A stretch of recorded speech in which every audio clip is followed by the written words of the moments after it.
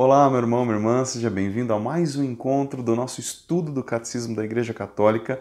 Hoje nós iremos realizar a aula de número 20 e nós estamos estudando a nossa profissão de fé que nós recebemos desde o tempo dos apóstolos. E hoje nós meditaremos um pouquinho a respeito daquele artigo de fé que nos diz que Jesus foi sepultado e que desceu à mansão dos mortos. Nós vimos na aula anterior que Jesus então sofreu todo aquele processo que o levou à condenação e morte. Hoje, portanto, nós daremos continuidade a esse estudo.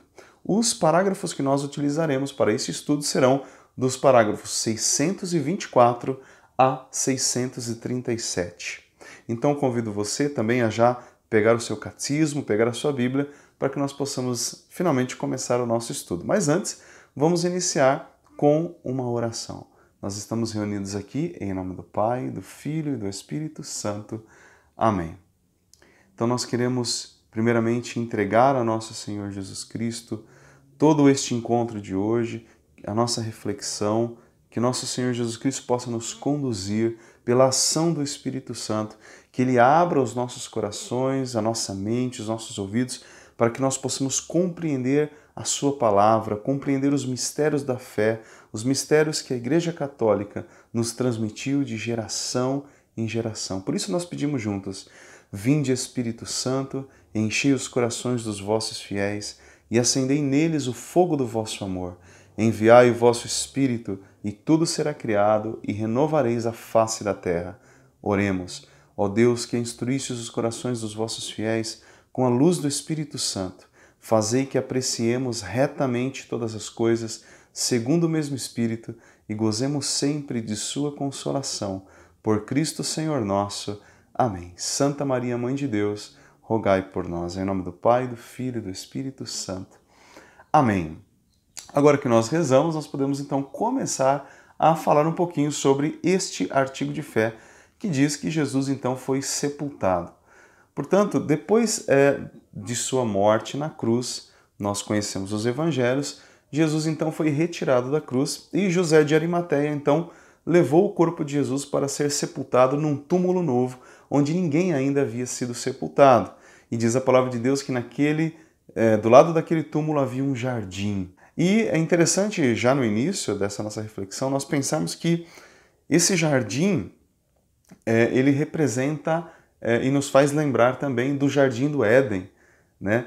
Assim como Adão e Eva, eles perderam a santidade, perderam a graça original num jardim, agora num outro jardim, o Filho de Deus, o próprio Deus feito homem, nos devolve a vida em plenitude, a vida eterna, né? Então Jesus ele é levado a esse sepulcro e é colocado, e depois, como nós sabemos, eles rolam uma pedra que vai então lacrar aquele túmulo de Jesus, certo?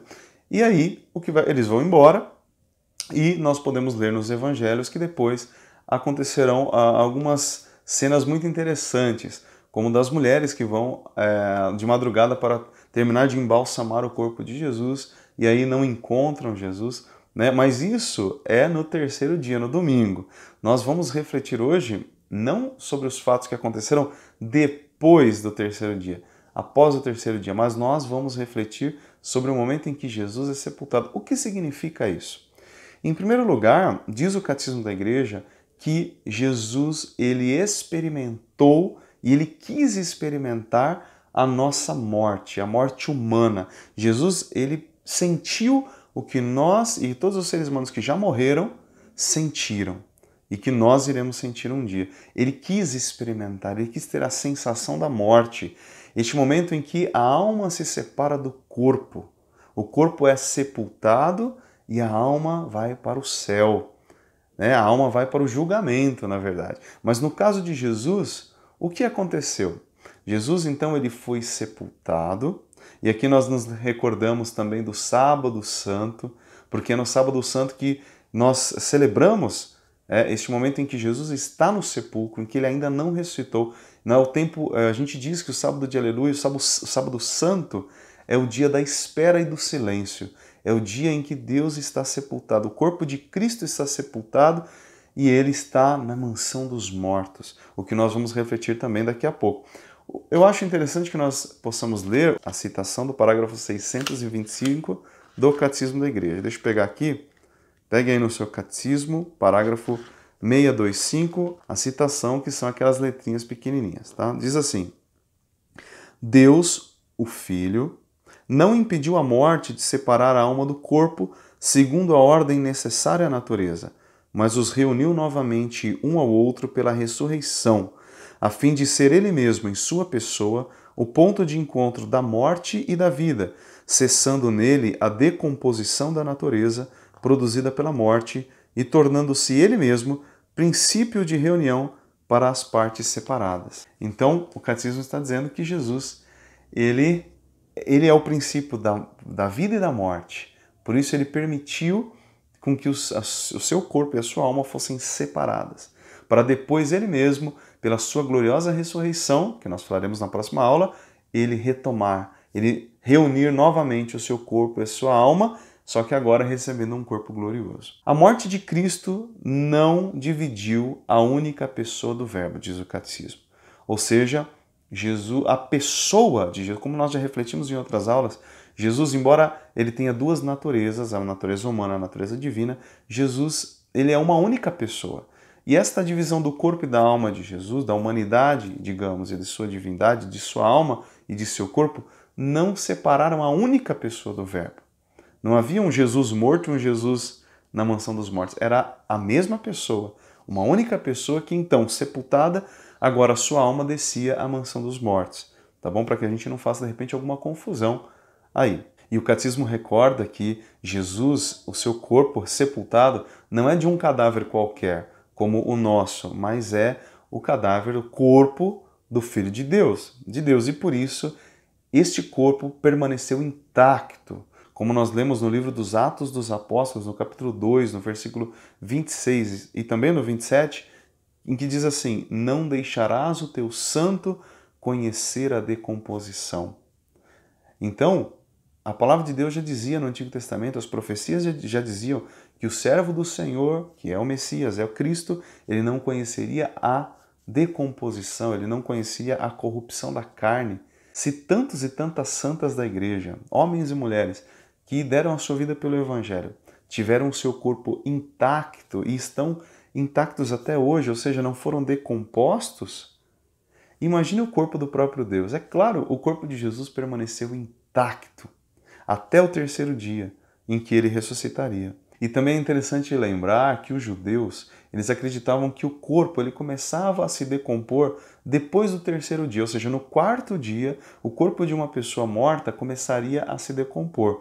E Jesus ele vai ressuscitar no terceiro dia, ou seja, antes que o seu corpo conhecesse a corrupção, Jesus ressuscita. E em seguida o Catecismo da Igreja recorda que o nosso batismo, neste nosso batismo, quando nós somos imersos na água, quando aquela água veio sobre nós, ou como era antigamente, que a pessoa afundava na água, depois saía, essa imersão significa a morte para o pecado e o começo de uma vida nova. Então tem aí uma relação também com esse sepultar. Nós somos sepultados, São Paulo fala isso, que pelo batismo nós somos sepultados com Cristo e ressuscitados com Ele. Então o batismo também tem uma relação com esse momento em que Jesus é sepultado. E aí vem um dos artigos mais interessantes do nosso credo, que é aquele que nós professamos durante a missa, que nós dizemos assim: Jesus foi crucificado, morto, sepultado e desceu à mansão dos mortos. Mas o que seria esse descer à mansão dos mortos, que muitas vezes nós falamos, mas nem sabemos o que estamos falando? Então é para isso que nós estamos aqui. Vamos tentar entender um pouquinho isso. Então olha só, em outra tradução, a palavra de Deus mesmo vai dizer que Jesus ele desceu aos infernos. Alguns falam a morada dos mortos, a mansão dos mortos. Tem outros nomes que a Bíblia dá para isso também, o Sheol. Mas vamos ver o que isso significa. Lá no livro, na carta aos Efésios, que São Paulo escreve, está escrito assim que Jesus desceu às profundezas da terra, o que desceu é o mesmo que subiu. O que significa isso, que Jesus desceu às profundezas da terra? Jesus ele estava naquilo que era chamado então de morada dos mortos. O seu corpo foi sepultado num sepulcro, mas a sua alma desceu à mansão dos mortos. Ele desceu a esse lugar chamado mansão dos mortos, onde estavam as pessoas que haviam morrido antes da sua vinda. Veja, antes da vinda de Cristo, o céu estava fechado para nós. A eternidade, a vida eterna estava fechada. Nós não tínhamos acesso. Então, essas pessoas que morriam antes de Jesus, antes do Salvador, daquele que poderia abrir o céu, a eternidade novamente para nós, essas pessoas elas ficavam num lugar, tá? Que nós não conseguimos explicar muito bem o que é isso, mas é um lugar que é chamado de mansão dos mortos, morada dos mortos, né? As profundezas da terra. E essas pessoas, boas e más, tanto as boas quanto as más, ficavam lá aguardando este Redentor. Certo? A alma dos justos, as almas das pessoas justas estavam lá, e as almas das pessoas que não viveram uma vida de santidade, estavam lá também. Então Jesus, quando ele desce à mansão dos mortos, o que ele vai fazer? Ele vai anunciar a boa nova, ele vai anunciar o evangelho, ele vai pregar para as almas daqueles que estavam lá, para que essas almas pudessem ser resgatadas.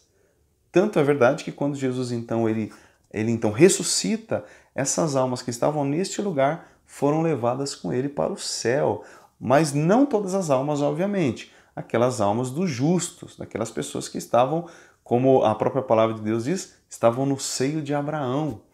Essas pessoas, inclusive é interessante a gente lembrar daquele trecho do Evangelho que Jesus conta a parábola do rico e do Lázaro. Você se lembra que Lázaro, ele vivia muita pobreza, ele era miserável, enquanto o rico comia, se banqueteava, e muitas vezes Lázaro comia apenas as migalhas que caíam da mesa do rico. Os dois morreram, diz a palavra de Deus, diz Jesus, que o rico foi sepultado, foi enterrado, e Lázaro foi levado ao seio de Abraão. Seria, segundo a tradição da igreja, segundo a doutrina da nossa igreja, esse seio de Abraão, esse lugar onde os mortos permaneciam, os justos permaneciam. E é interessante se nós pegarmos, por exemplo, a palavra de Deus lá na primeira carta de São Pedro. Eu vou pegar, inclusive vou ler a primeira carta de São Pedro, no capítulo 3, versículos 18 e 19. Eu vou ler para você, ó. Capítulo 3, versículos de 18 a 19. Olha só, diz assim: de fato, também Cristo padeceu uma vez por todas por causa dos pecados, o justo pelos injustos, a fim de nos conduzir a Deus. Na carne sofreu a morte, mas recebeu nova vida no Espírito. No Espírito, ele foi também pregar aos espíritos na prisão, aos que haviam sido desobedientes outrora, quando Deus usava de paciência, como nos dias em que Noé construía a arca. Olha só o que São Pedro está dizendo aqui. São Pedro está comprovando para nós, a palavra de Deus, portanto, está comprovando para nós que Jesus ele foi para esse lugar pregar as almas daqueles que foram desobedientes, desde os tempos de Noé. Olha só que interessante. Então Jesus ele desceu lá e foi anunciar, diz o catecismo que este foi o último momento do anúncio do Evangelho. Foi o último momento em que Jesus então vai lá para pregar para essas almas que estavam como que numa prisão. E ainda na primeira carta de São Pedro, olha, no capítulo 4, no versículo 6, que está logo aí do lado, nós podemos ler, olha só o que diz aqui. Pois também aos mortos foi anunciado o Evangelho, para que mesmo julgados à maneira humana na carne, eles pudessem viver segundo Deus no Espírito. Até aos mortos foi pregado. Jesus desceu à mansão dos mortos para anunciar a sua boa nova. Olha que coisa maravilhosa, que coisa fantástica. E ainda o Catecismo da Igreja vai nos dizer assim, lá na citação do parágrafo 635, olha só o que diz aqui essa citação. Um grande silêncio reina sobre a terra, um grande silêncio e uma grande solidão. Um grande silêncio porque o rei está dormindo. A terra estremeceu e ficou silenciosa, porque o Deus feito homem adormeceu e acordou os que dormiam há séculos. Ele vai antes de tudo à procura de Adão, nosso primeiro pai, a ovelha perdida. Faz questão de visitar os que estão mergulhados nas trevas e na sombra da morte. Deus e seu filho vão ao encontro de Adão e Eva cativos, agora libertos dos sofrimentos. Eu sou o teu Deus, que por tua causa me tornei teu filho.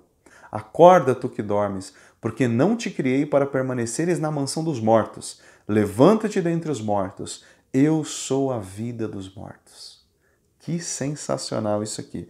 Isso aqui é tirado, pessoal, de uma antiga homilia para o Sábado Santo, tá? Isso aqui é quando se celebrava o Sábado Santo antigamente, você tinha lá esta leitura que narra o encontro de Jesus com Adão, com aqueles que estão na mansão dos mortos. Jesus vai lá para libertá-los desta morte eterna e levá-los para uma vida eterna. E assim nós encerramos a nossa aula de hoje. Eu espero que você tenha compreendido o que significa Jesus ter sido sepultado e depois ter descido à mansão dos mortos. Na próxima aula nós falaremos sobre a gloriosa ressurreição de nosso Senhor Jesus Cristo, que é o centro da nossa fé, o centro da tradição cristã, e sem ela, como diz São Paulo, a nossa fé é vã, para nada serve.